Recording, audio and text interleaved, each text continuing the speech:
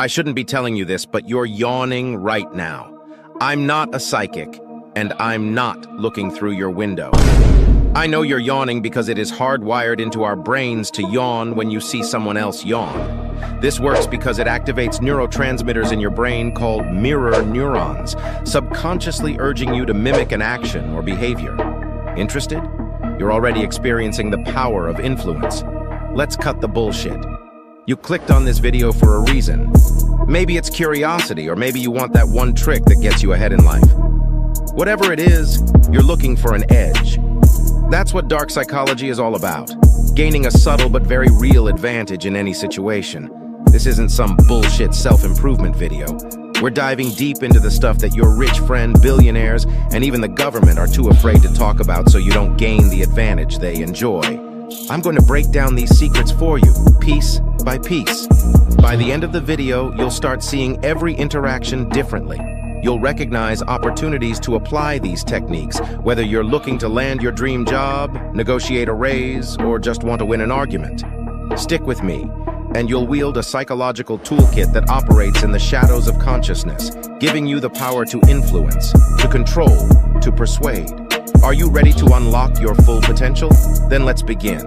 The first thing you need to understand is leveraging empathy. Imagine you're trying to persuade a friend to lend you a hand when you move into a new apartment.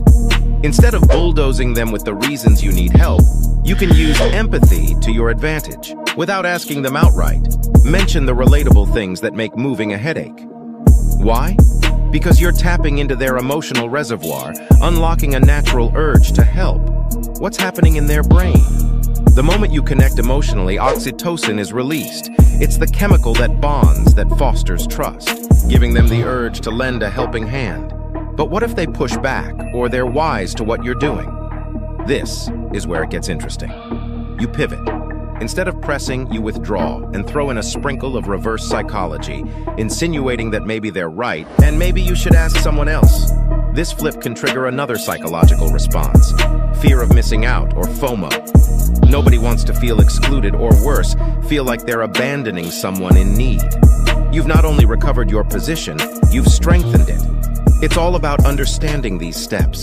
The next fundamental concept is behavioral conditioning.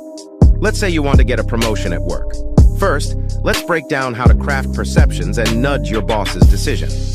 Understand this. Promotions are not just about hard work. They're about perceived value. Your boss needs to see you as a leader, someone who can elevate their team and achieve goals. Start with the basics. Amplify your current role's impact. Regularly communicate how your efforts are generating results. This isn't boasting, it's strategic positioning. Your goal is to make your boss see you as indispensable to their success. Now, here's where the psychological play comes in. Associate positive outcomes directly with your involvement. When your boss receives praise or achieves a milestone, ensure your contributions are visible, not vocally, but through timely reminders, emails, reports, or casual mentions. As performance review season approaches, subtly align your aspirations with the company's trajectory. Express your commitment to the company's goals, and casually imply how a new position could help further these aims. During the conversation about promotions, don't make it about the workload you can handle. Instead, discuss how your vision aligns with the company's future. I'm excited about how my role can evolve to continue contributing to our collective goals, you suggest, making the promotion sound like the next logical step. If there's hesitation, remind them of your shared victories. Reinforce the idea that your growth within the company is synonymous with the success of the team and their leadership. In doing this, you create a narrative where promoting you is the obvious and beneficial choice for the team's future. If you do these things consistently, you'll have that cushy new office in no time. The next thing you need to understand is that everyone lies. If you know how to lie effectively, you will also be more likely to recognize someone else's lie. Once you learn what I am about to show you, the truth behind people's intentions will be illuminated, leaving you on top in more situations than not. Lying is like playing chess.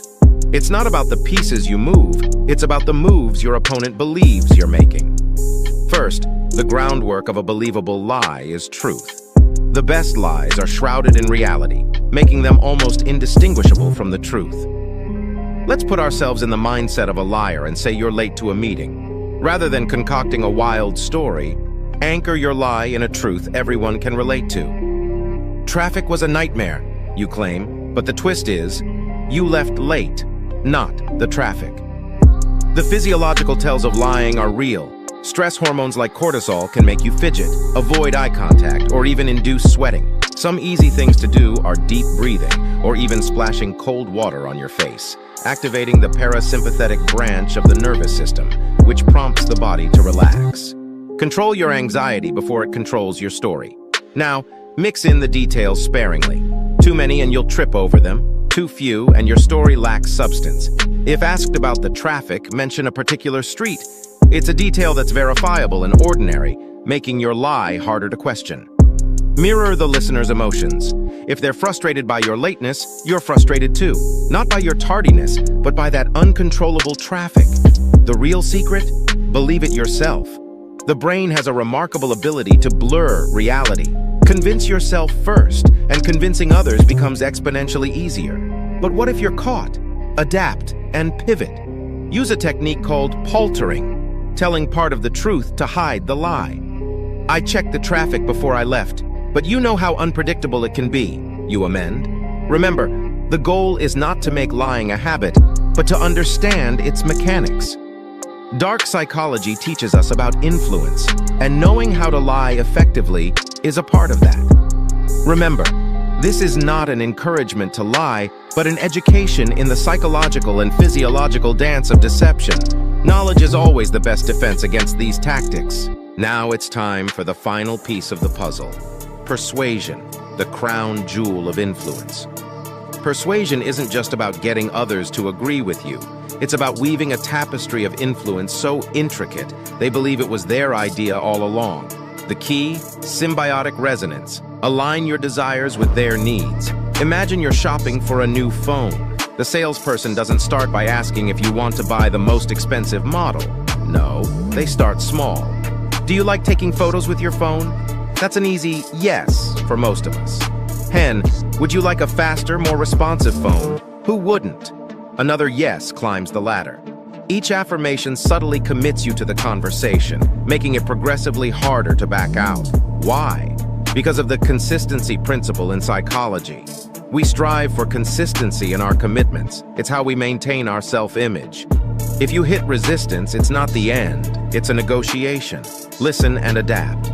Persuasion is a dance, and you must be attuned to the rhythm and tempo of the other person.